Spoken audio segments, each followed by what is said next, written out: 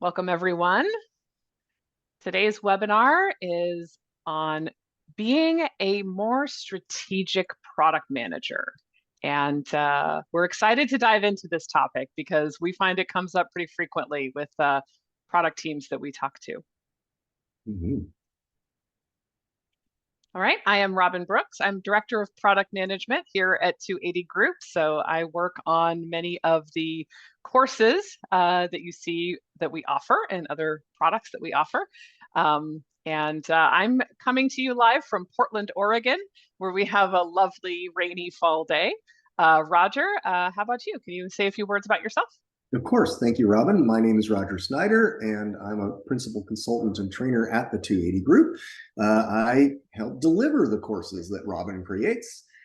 Excited to be with you all today. I'm based in California in the Santa Cruz Mountains, where it is a gray day and we are being threatened with rain. Supposedly it's going to really pour this afternoon, but right now the rain has not yet started.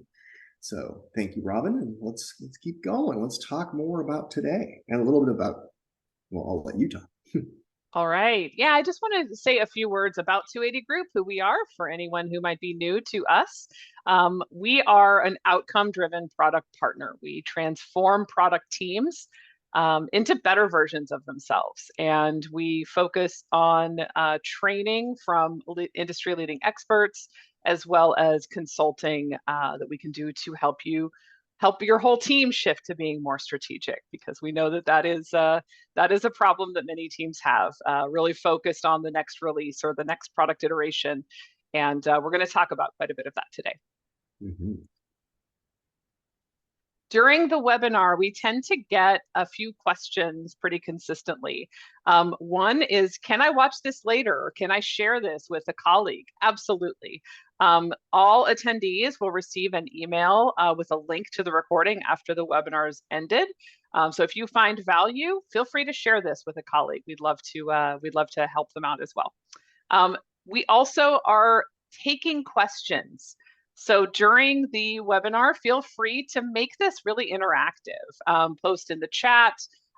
We find a lot of people can learn from each other as well as from us. And we also encourage you to use the Q&A feature to post questions, because we will have a Q&A session at the end. So if you have a topic that you'd like us to address or a question you'd like to ask as we're going through the content today, please post that to the Q&A and we'll have a chance to address it towards the end of the session. Definitely want this to be interactive. So absolutely, feel free to post your questions at any time, and at any time. We'll be happy to answer them live. Yeah. I also want to encourage you to check out our product management leadership group on LinkedIn. We are also live on LinkedIn now. So hello to everyone watching us from LinkedIn. We have a lot of conversation in this LinkedIn group, sharing best practices, connecting product leaders and product managers with each other. And we really do encourage networking with your peers in the LinkedIn group. So join us. All right, Roger, I will hand it over to you. Very good. Thank you, Robin. So today we want to talk about how you're going to become more strategic in your role as a product manager. And so this is the agenda. We're going to talk about shifting to be able to have a more strategic perspective. We'll talk about how to organize your releases so that they are more effective in actually meeting customers' needs, but in making news for your organization as well. The foundation of this work is based on what we call the product outcome canvas. So we're going to be giving you a guided tour of that canvas, which will help you better organize everything you're thinking about your product and bring a more strategic perspective throughout the organization on what your product is all about. We'll also talk about how this canvas is an outgrowth of the lean canvas and compare it to the lean canvas, just so you can understand their relationship. And then we'll be able to pause and entertain some questions, have a conversation with you about how to become more effective, become more strategic, and be able to use the product outcome canvas as a tool to accomplish this goal of becoming more strategic. So let's dive in. Let's talk a little bit more about how do you go about shifting your product teams. But I want to get a better understanding of our audience. So I'd actually like to start with a poll. So if we can get that poll launched. what I'd like to understand a little bit better is how often are your product releases directly tied to corporate priorities? So there's the poll question. It is going now. So is every release connected to a corporate priority? Or would you say most of them are, say around 3/4 of them? Would you say half of them are? Maybe only a few, a quarter of them? Or it's kind of rare actually that your release is connected directly to a corporate priority. So let's see how we're doing here. We've got, love to get a few more answers.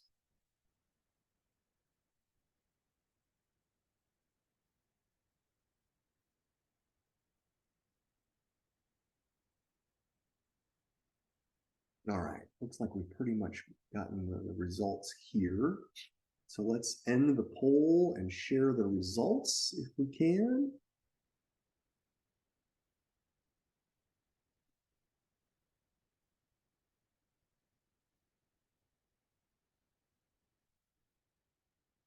All right, so looks like the sweet spot here. Can you see that, Robin? Looks like I can see that, yes. The sweet spot is around 3/4 of our releases, around, but half, so 68% in total between 3/4 and half. That's pretty actually encouraging, right? So it's encouraging to see that most releases, more than half, are connected to corporate priorities. That's fantastic.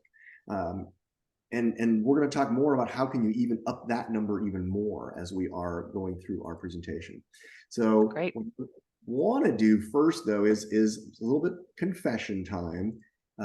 Early in my career as a product manager, I have to tell you that, you know, I was doing the work, right? I was showing up. I love being a product manager. I was attending the team meetings. I was taking notes. I was really writing comprehensive PRDs, product requirement documents, back in the day. But I noticed that, you know, other folks were getting promoted better than I was. And what was going on there? And in fact, I actually dug back into the attic of my product management career. And on the right, this is a real PRD that I wrote back in the late 90s. I have smeared things out to protect the innocent. But in fact, this was the kind of work I was doing, writing extremely detailed product requirements. And like I said, others were, you know, getting promoted more effectively than I was. So what was that all about? Well, they were telling stories, right? And their products definitely appeared to be more strategic. Even though I felt like I was contributing real value to the organization with our products, I wasn't necessarily as strategic in the way I was even telling the stories, or the way I was connecting the dots between the strategy and the real things that we were producing, right? So I wasn't doing a good job of connecting those dots.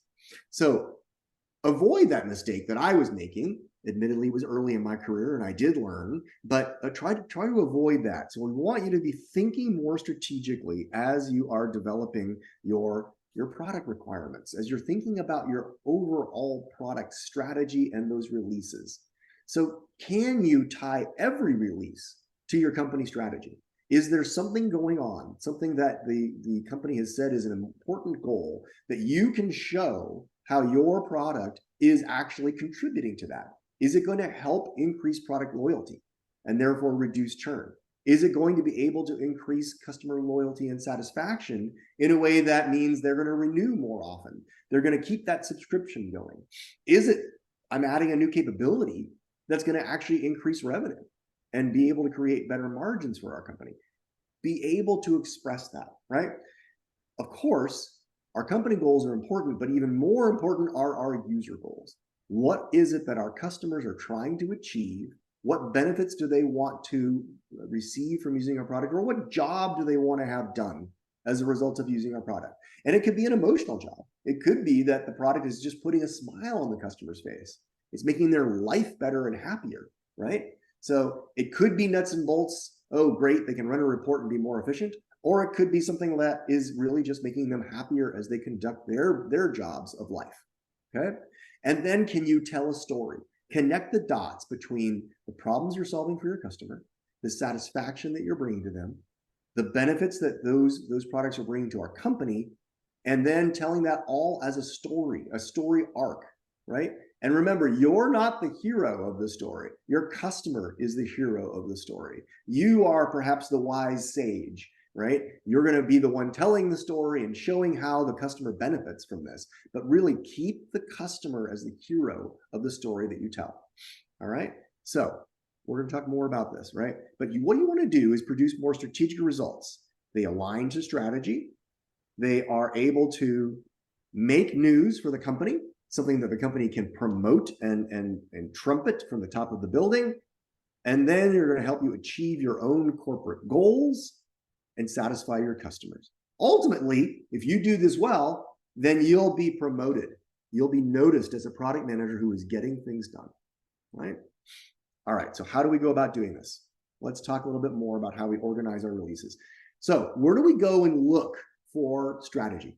Well, I would start with, say, your quarterly town hall meetings or your annual goal reviews, whatever it may be. But normally your CEO is going to publish goals of the year. They're going to be putting it out there clearly for you, hopefully, to understand what's going on. And we've listed a whole bunch of possibilities here, right?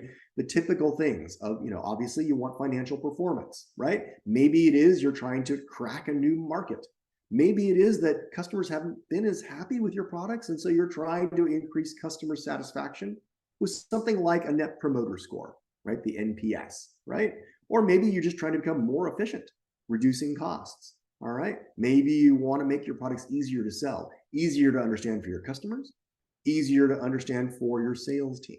So take a look at those quarterly meetings or the annual goals, or if the CEO sends out a memo, and look at what is it the company's trying to accomplish. And then think about, all right, how can my product contribute to that overall success in one or multiple dimensions, right? Now, of course, like we said, the user is going to be the hero of your story. So you've got to understand your user extremely well, right? Go deep in becoming what we call the voice of the customer. And sometimes a lot of companies, thankfully more and more, are generating what we call personas, right? They are getting a deep understanding by doing market research, customer interviews, focus groups, whatever techniques you may be using, visiting customers, spending time with sales, to be able to then build these profiles, these personas of your customers. And I've got two examples here, right? Fred Finance, who is a key user profile, and Claire, the CEO, who is the buyer profile, right? So don't just be thinking about who uses your product every day. Be thinking about who's actually going to have input on the purchasing decision as well. And can you make sure that your product satisfies their needs too, right? So I want to point out a couple of things here, and Rob, feel free to chime in if there's something that you want to emphasize. But let's take a look at Fred a little bit, right? Fred wants to make sure that key metrics that are important to his business are something that gets in front of the executives, so they see how things are working, right? He wants to be able to satisfy his constituents, his boss, right? And of course, Fred is not going to renew stuff that isn't valuable, right? So you've got to always be thinking about, how do I make our product more valuable for Fred, right? Taking a look at Claire, the CEO, Claire wants success. Claire holds people accountable, right? And Claire wants to make sure resources are achieving goals. So the more Fred can help Claire, the more Claire is likely to say yes to renewing the products that Fred needs to use to be successful, the products you're selling to Fred. Yeah, I like how these personas really focus on the goals of the customer. I'm not sure if anyone here attended our last webinar on personas, where we put personas on trial to discuss what personas are helpful and when personas are not used correctly. And this is a really good example of what you need to include in a persona for it to be relevant and helpful when you're telling the story, the narrative of your product, and the goals of the customer. Right. So start with, like I said, your customer is the hero of the story, and be able to connect what challenges you're helping that hero face, and how are you helping that hero, that customer, be more satisfied and more happy in how they are using your products. All right. So once you've got that story, you still have to be able to tell that story over time, right? So you want to be able to, if you're using, say, agile methodology, and you are maybe rapidly releasing products, you don't necessarily have to tell a story with every single product increment that comes out of your sprint. But you need to be able to tell a story and be able to have that story advance over time. So that in dashboard release V1.2, what are you going to emphasize as the cool new things that are going to help your customer be more satisfied, be more productive, be more effective, right? And then the same thing in 1.3 and 1.4. Can I keep telling that story and evolve it over time, right?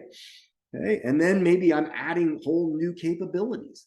That's also an opportunity, of course, to tell a great story and have that release come out with this whole new report builder and MVP, but there should be some key value in that MVP that is going to be something that you are able to trumpet, like, okay, this one nugget of new capability is what we're offering in the MVP. And then over time, you're going to continue to add to that story and say, look, we're going to actually be able to add more capability over time.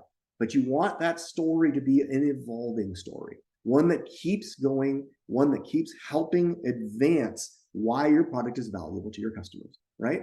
So to my point earlier, you want to bundle these benefits up. You're not going to tell a story probably every 2 weeks. Now, maybe some, like if you're in the gaming industry, you are telling little stories more frequently, right?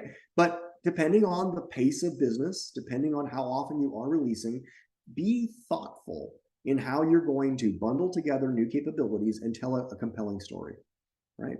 And once you do that, you work with and partner with your marketing team to be able to actually have some great press releases, right?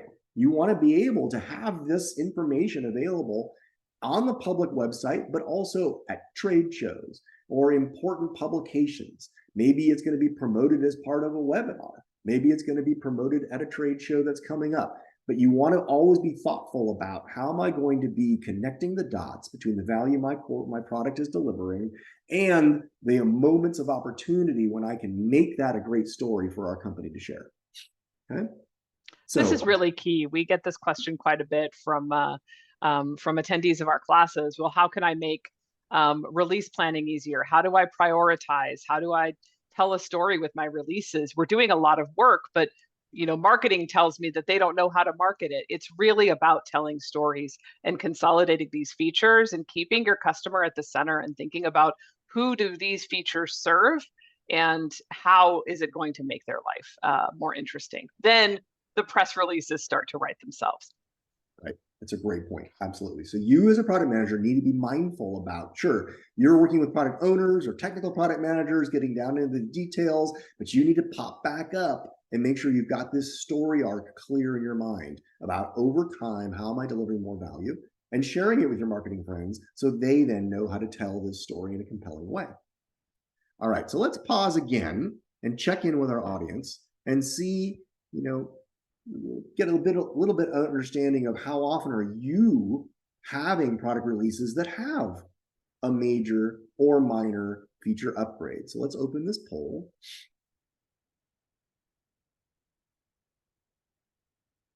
Here we go. All right, we need the next poll, I think. There we go. Awesome. Okay, so are you doing continuous releases or are you having an MVP or a 1.0 coming up? You've got major new release coming up or maybe none of the above. Oh, a lot of people in continuous so far. That's pretty awesome.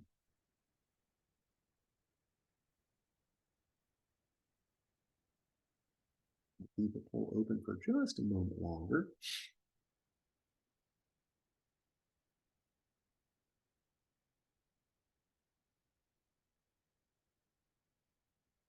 All right, let's share the results.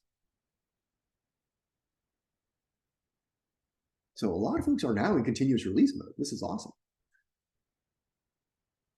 And then we've got. Yeah, this is a trend we've seen grow quite a bit over the last few years, particularly in SaaS software. Obviously, if you're releasing a hardware product, you're probably not releasing it continuously. But it is great to see more SaaS software providers move towards continuous releases. Then the challenge becomes in making sure that you're still telling a story, a periodic story with those releases. Right. So don't get lost in the fact that maybe you are continuously delivering value. That's good. but be able to sum up some of the value over a couple of different releases and then be able to have a nice bigger story to tell. That's very important, as we were just describing, right? Okay, so we've talked about the need to be strategic. We've talked about making sure that your user is the hero of your story and that you are connecting the dots between company goals and satisfying your users' needs. How are we going to organize all of this, right? And so what we propose is that you use something called the product outcome canvas, all right? And the product outcome canvas is an outgrowth of earlier tools called like the lean canvas. And we'll talk more about that in a little while in terms of the comparison. But here is the blank product outcome canvas. And what I'm going to do now is kind of take you on a guided tour of the product outcome canvas. So we start with this blank canvas, and then we're going to fill it in. And I'm not just going to try to read all of this text to you, but we're going to go over the key elements of the product outcome canvas. Right? So at the top, obviously, you've got the name of the product and the date that you are presenting the latest information about this. The first thing I want to say about the canvas is this is a living document. You're going to start with this document all the way back when you're first conceiving of a new idea, or you're working on, say, let's say a point release where you're going to have some new benefits that you're going to be able to offer, right? So with those new benefits, you're going to want to be able to express the story, and this canvas will help you do that, right? So this is the date that we are doing this update of the product outcome canvas, but remember, it's going to be a living document that you continue to evolve over time with each subsequent release. Some of these elements will change, like, what are the key features? But the overall benefits of the product shouldn't change a lot over time. All right, so let's dive in a little bit deeper. I notice we've got a question, Robin. Should we take that question? Yeah, I was going to mention, somebody actually asked, what does MVP mean? And I realized we didn't actually define that.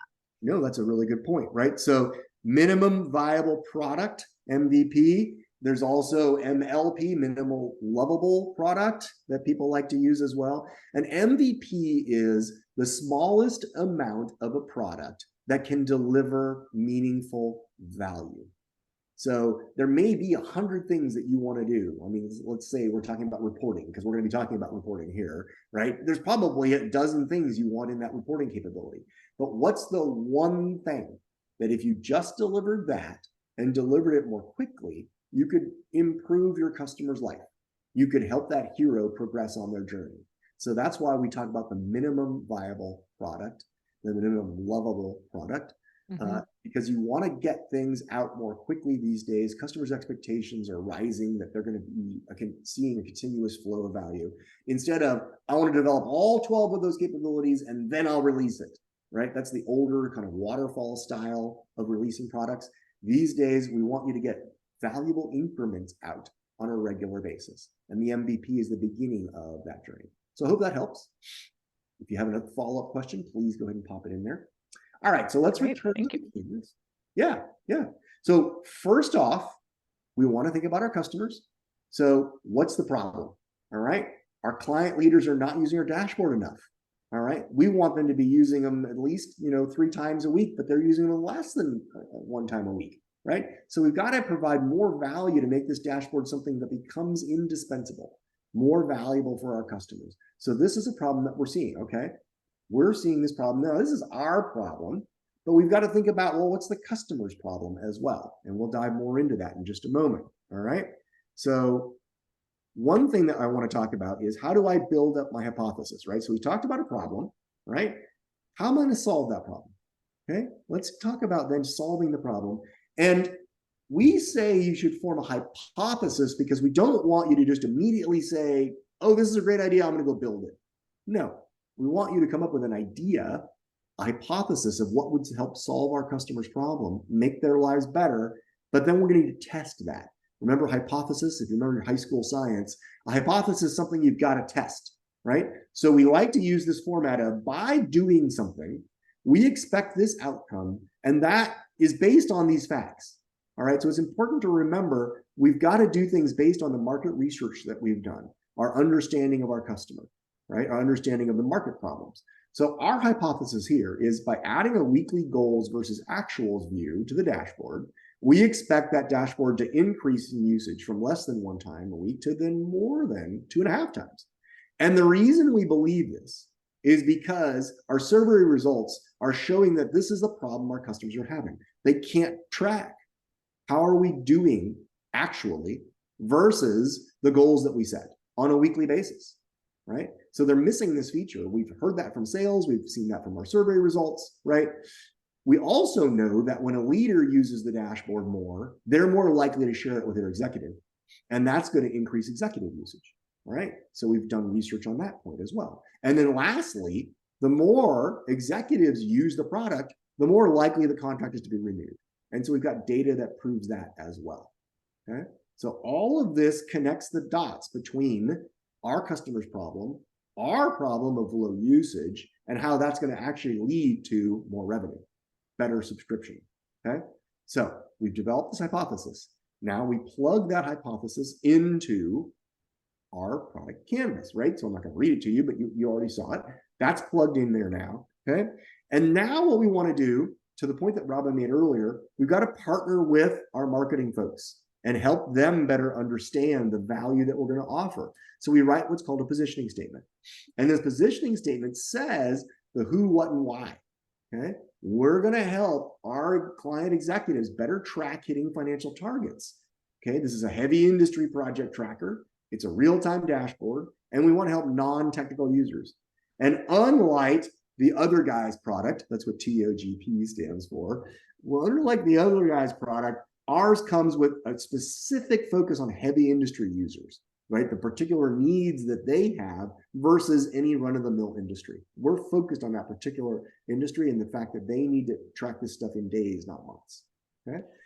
So you're probably starting to get a sense that, like a lot of one-page formats of documents, this document is very dense. Mm-hmm. And being able to present all of this information in a single page format, circulate it with leadership, socialize this, have conversations before you seek approval to move forward with a product is immensely helpful.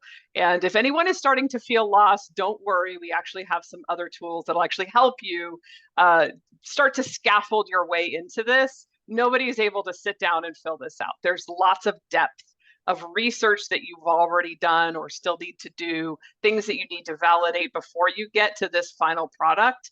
We just wanted to walk you through what this looks like. But if you're starting to feel like you're a little overwhelmed, don't worry, hang with us. We're going to get there. Absolutely. Good point.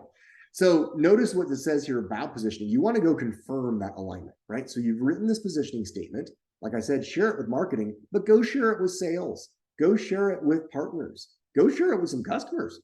You know, one-on-one loyal customers that are you've already got their ear and you are able to work with them and get feedback. Yeah, if you solve that problem, that would be awesome. Okay. Or I kind of like to tweak that a little bit, whatever it may be. But use this positioning statement to test your understanding of how well you could solve the problem and whether it's a problem your customers want solved.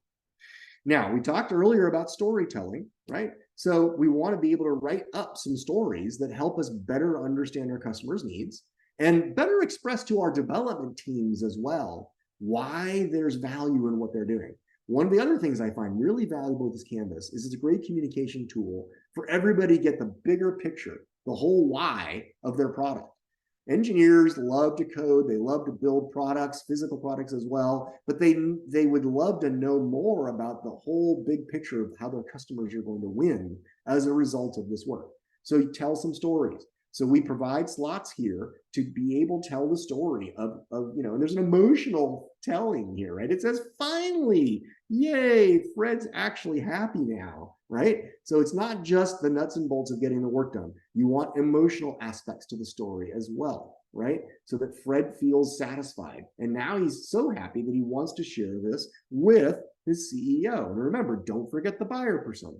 We want to be telling their stories as well. Understand the larger context of how your products get used. So we have a story here about Claire as well. Okay. Now, of course, there have got to be key features, right? But notice how that's not the big part of what we're presenting here. Remember my PRD that I showed you back in the day? It was all about features, right? Features are just the outputs that are going to lead to these desired outcomes. And our emphasis is understanding our customers' needs, understanding our corporate goals, and focus on those outcomes, right? Yeah, you got to have the features. So we do talk about them. There they are. What are the key things that we're going to put into the product, right? But you've got to tell the bigger story and really put your emphasis on the customer's problems and how it's going to help the company advance as well. So be focused on outcomes, not outputs. Now, next up, we talk about risks. And this is something also that product managers don't necessarily spend as much time on. So that's why we put an extra slide in here. And this is going to help you because you want to make sure that you are being honest with yourself about all the potential problems that could come up, right? Is it going to be about resources not being available? Is it going to be about a new technology that we have to acquire that we may not have access to? Is it a risk that the competitor is going to get out in front of us? But write this all down and then share it with others, and folks will help you. They will help identify, hey, have you thought about this? Have you thought about that? Or, yeah, you know, that is a risk, but here's how we can mitigate that risk. Here's how we can help solve that, right? And if you're more intellectually honest, if you don't, and I did this earlier in my career, it's like, oh, I'll put my blinders on. There's no problems here. It's all happy glory, right? No, if you go into these conversations with a canvas that shows you've thought through all the potential problems, you're going to definitely be more well respected for your honesty and for the hard work that you've done to be able to understand, well, what are the challenges and having a plan to address them. Right? So that's why we kind of put an extra emphasis here on make sure you've thought through the risks. It's a team sport. Go get help with it as well. Okay, let's keep going. So we put the risks in here, right? This time of year, lots of vacations coming up. So that's a risk, right? Have we really planned out a plan that's successful and can execute on time, given how many folks may be out of the office? All right, so good. We've been thoughtful about that. All right. Now, again, I want to check in, see how you all are doing, and understand a little bit more about, well, who presents what we call business cases at your company. So think about this canvas. This canvas is a way to present a business case. So let's start the poll and understand whether or not you're kind of in the driver's seat here. Are you the one that presents this? Maybe it's your boss that presents the business case, or it's only the executives that do this kind of work. Or if you're honest, and I want to see an honest answer, maybe you're not using business cases. Okay. And when I say business case, like a lean canvas or our product outcome canvas are a way to do that. Okay, so don't discount a lean canvas. If you're using one, that counts. Okay. All right, let's see how we're doing. Getting some answers in here. Oh, good. This is actually encouraging. I remember the day, Robin, when it was only the executives that presented business cases, right? Or it was the VP of product management.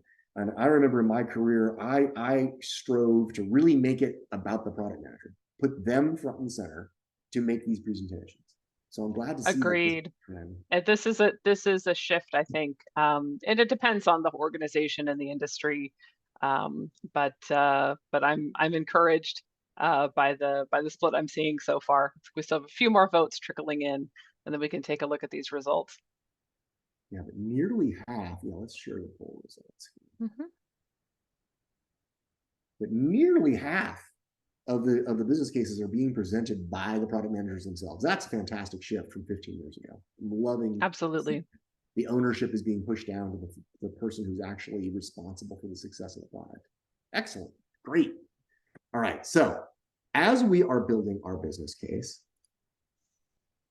let's get that screen out of the way. We should be thinking about how can we be successful? How are we going to measure success? And how are we going to also be responsible for when things go wrong? And that's what we call the project boundaries. Project boundaries are very powerful because they enable the product manager to be able to own their outcome. And as long as they're inside the boundaries, they run the show. Of course, it's a whole bunch of work with a project team, and you've got your extended product team and all your participants. But the product manager, as long as the whole product is staying inside these boundaries, can just continue to be successful and effective. The boundaries are also an opportunity when something goes wrong or something needs to change, then you're out of boundaries. That's when you go back and present this case again.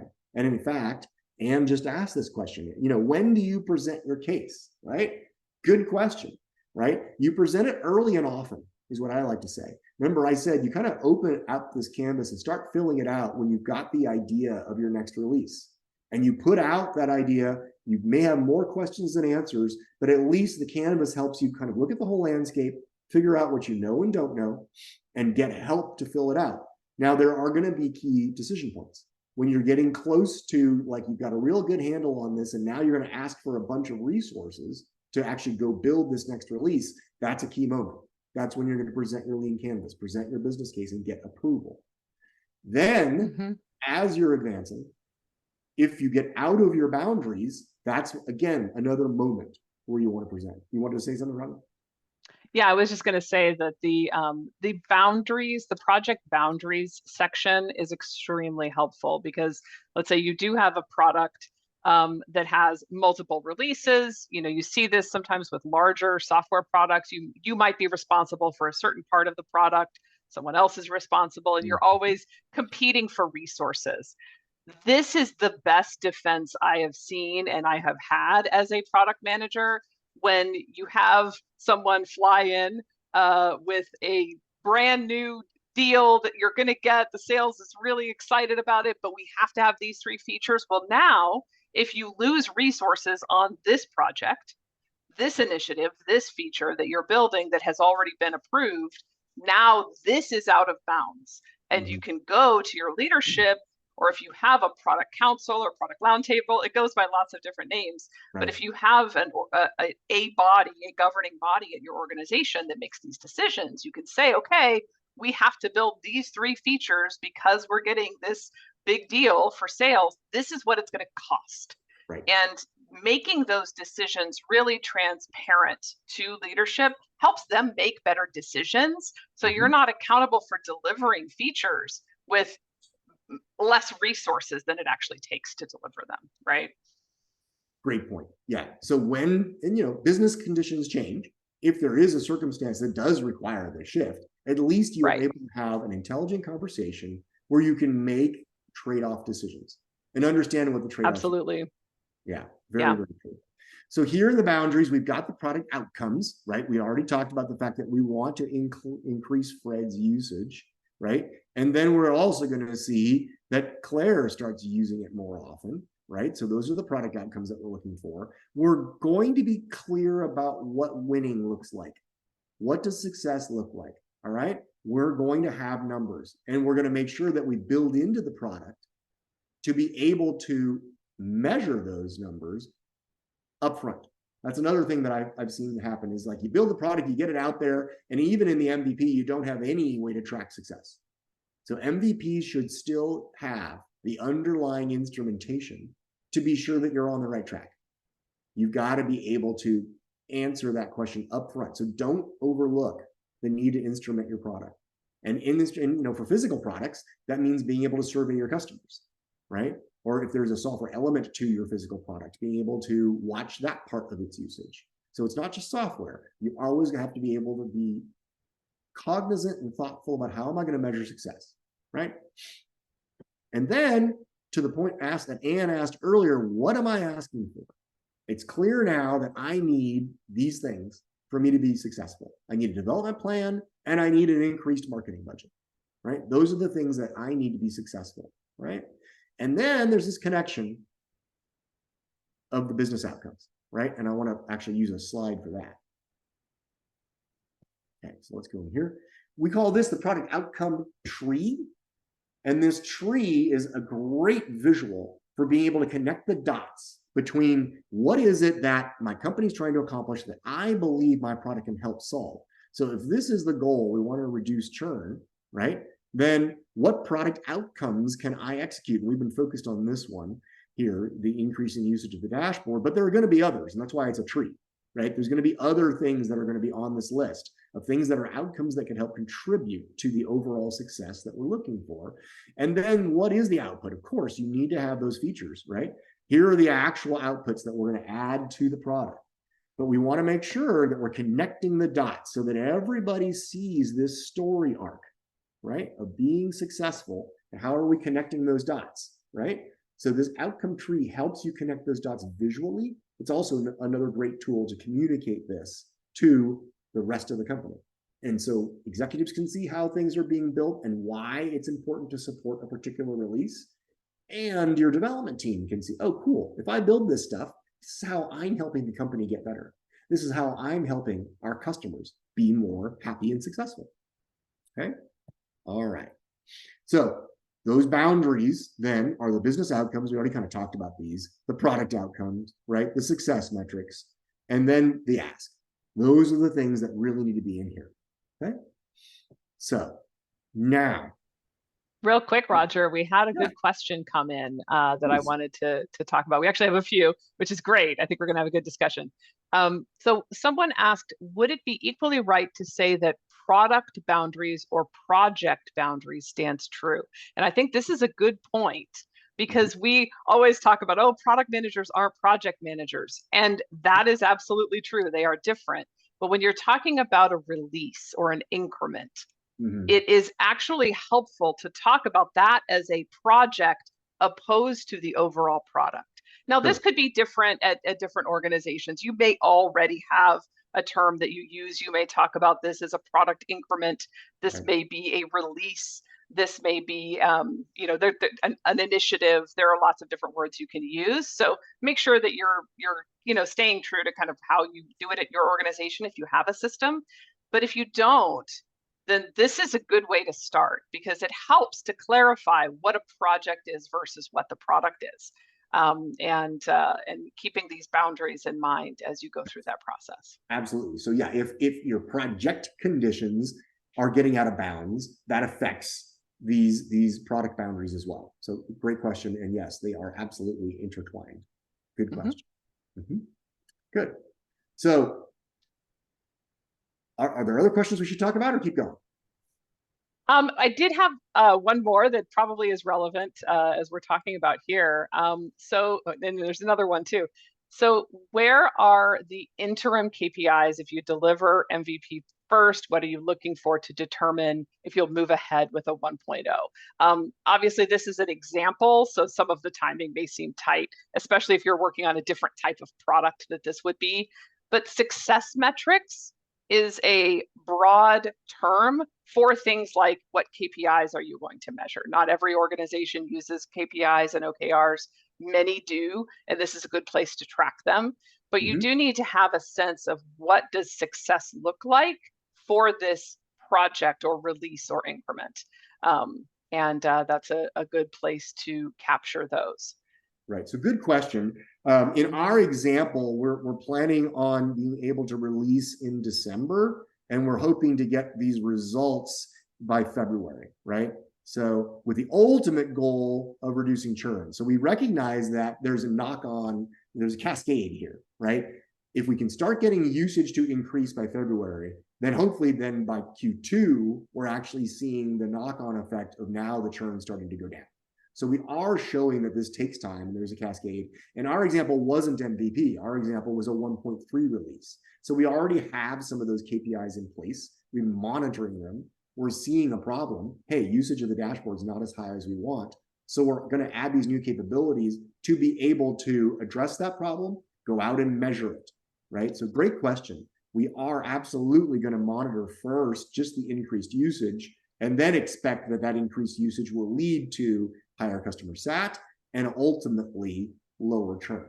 But we recognize that's going to happen over, say, a 6-month period, right? From the time that we release this product. We're going to release hopefully in December. We won't see the end results, the top of the outcome tree until maybe Q2, right? So we are cognizant of that. For MVP, to that original part of the question, yes, there should have been research being done, and you don't have data to instrument yet, you're not out, right? But you should be doing customer interviews, surveys, working with sales, getting all the data you need to prove that you have a good hypothesis of how you're going to solve that problem before you launch that first MVP. Great question. I hope that helped in the answer. All right, let's keep going with a few more to talk about, right? So the ultimate goal here is getting back to the point of our webinar. We want to stay strategic. And using this canvas, although there's a lot of detail in it, will provide you with the ability to, in one page, look at your product strategy, understand the problems you're trying to solve for you and your customer, the hypothesis of the solution that you're going to take to the market, and how you're going to measure success. And if you're out of bounds, then this is a tool that you can use to go back and have that discussion about what are we going to do next in order to solve these problems, right? So in one picture, this can happen. Now, one of the questions I've had before is, okay, this is a lot of information, and it's only one slide. What about all the details? Yes, you do have to do a lot of background work. And some companies will require you to show your work, right, with the details underneath. Fine, right? There may well be you're either using a tool like Jira or AHA or Product Plan, Product Board to have all those details. But this allows you to summarize and crystallize in one slide what it is you're trying to accomplish and connecting those dots from the business outcomes and product outcomes down to the things that you're going to deliver. Of course, you have to have more detail, but this slide helps you summarize all of that. So there was a question earlier about, hey, do I do this before the PRD? Yes.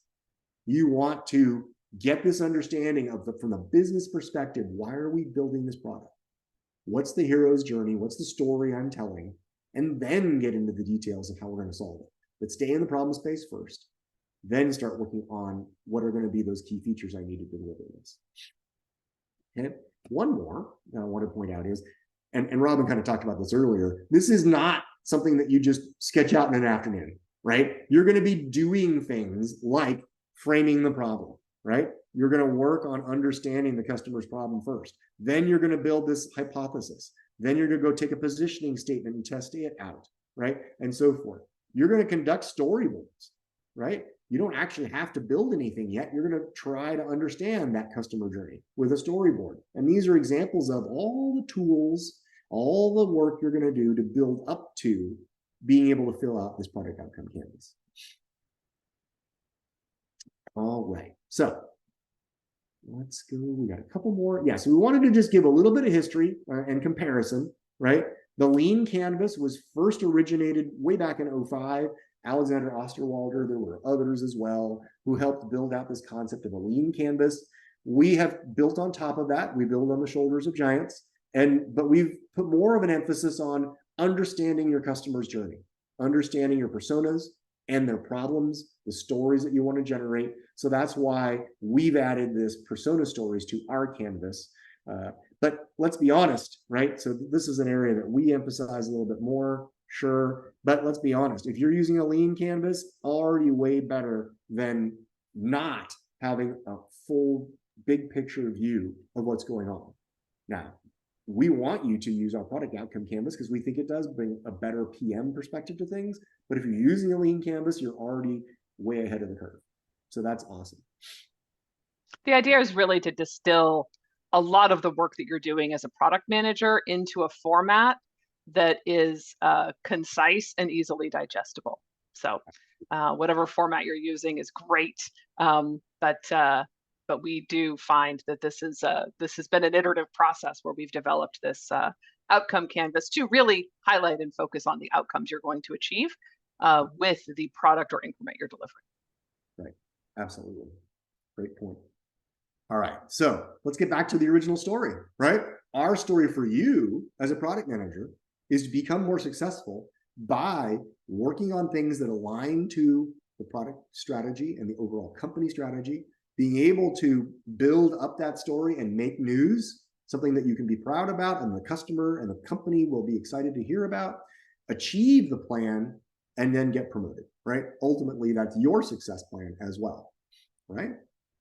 So we're going to have some time for Q&A, but before we do that, let's talk about our special offer. So today we've talked about all the various pieces you need to do in order to be able to build up your product outcome canvas. And our leadership pack, which is free for download, is available to help you with a few of the templates you need to then build up to the product outcome canvas.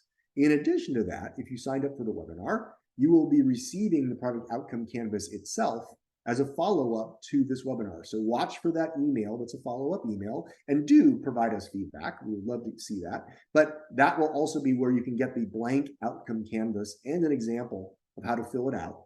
And then the leadership pack will give you more of the tools you need in order to be able to do the groundwork in order to be able to fill out this product outcome canvas.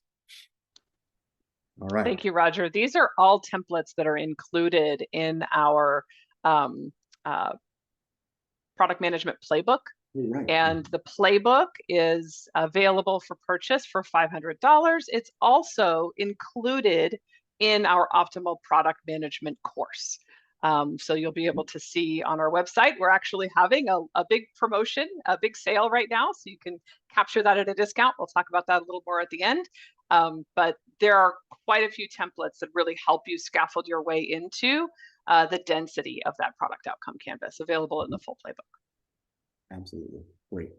So let's launch our next poll, and then we'll entertain some more questions we've gotten from our audience. So we'll get the poll launched, and we'll let that kind of run in the background, if you will, as we then start taking some questions, additional questions. And we've had fun answering questions throughout, but are there more that we need to answer?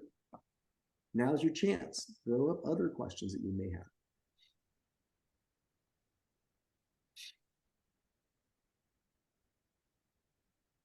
All right, so we have a question from David. In which of the ways is this useful? Go ahead.